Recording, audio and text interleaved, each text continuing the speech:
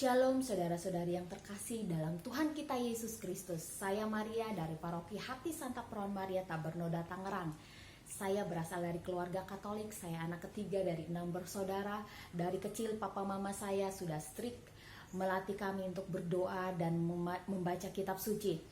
Tapi saya ingat kalau masih kecil, saya membaca kitab suci hanya sekedar pengetahuan dan belum benar-benar memahami isi kitab suci. Ketika saya berumur 14 tahun, papa saya meninggal. Saat itu kondisi keuangan dalam keluarga kami memburuk.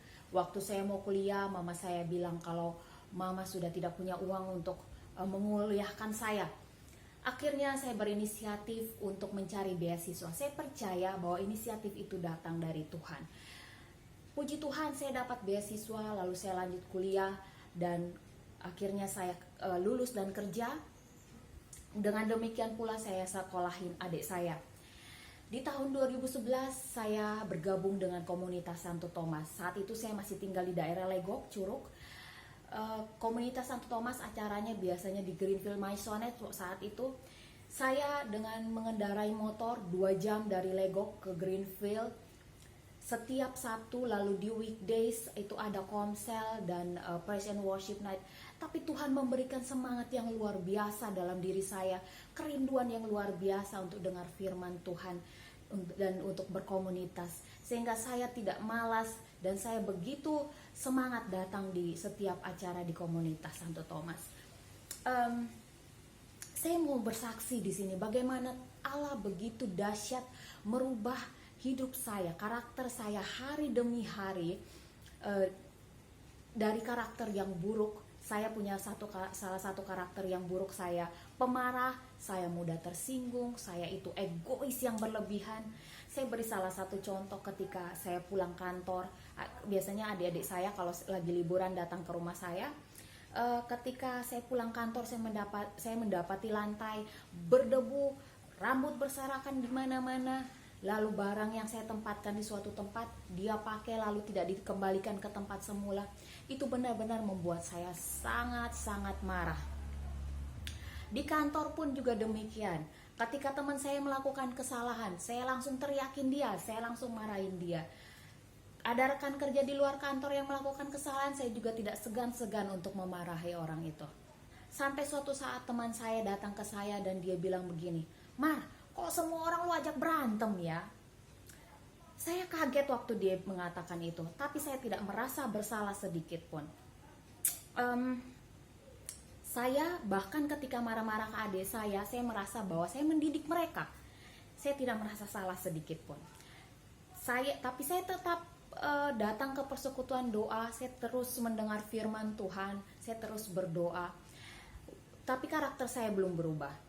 Suatu saat di persekutuan doa, saya mendengar firman, hendaklah kita sempurna seperti Bapa kita adalah sempurna, seperti yang dikatakan di Matius 5 ayat 48. Waktu itu pembawa firman memberikan kesaksian kecil, bagaimana setiap hari dia berusaha mematikan kedagingannya untuk tidak mengumpat ketika dia menyetir. Kalau ada orang yang berkendara sembarangan di sekitar dia berusaha untuk tidak marah-marah. Saya waktu mendengarkan itu, saya merasa bahwa itu bukan sebuah dosa, itu bukan sesuatu hal yang perlu yang perlu dirubah. Tapi ternyata setelah saya terus mendengarkan firman Tuhan, setelah terus saya mendengarkan kebenaran firman Tuhan, banyak berdoa, berkomunitas, mendengarkan kesaksian dari teman-teman, saya akhirnya disadarkan bahwa apa yang saya lakukan selama ini salah.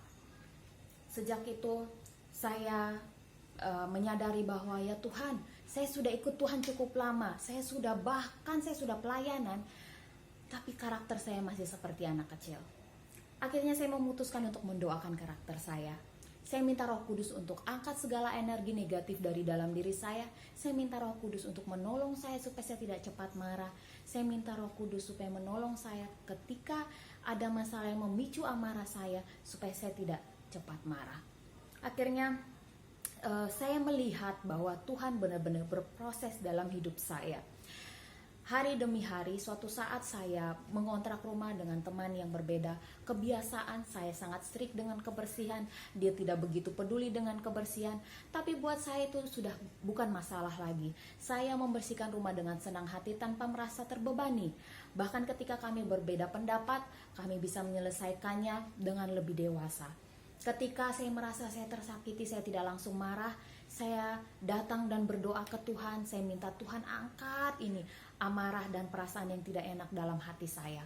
Puji Tuhan, Tuhan bekerja.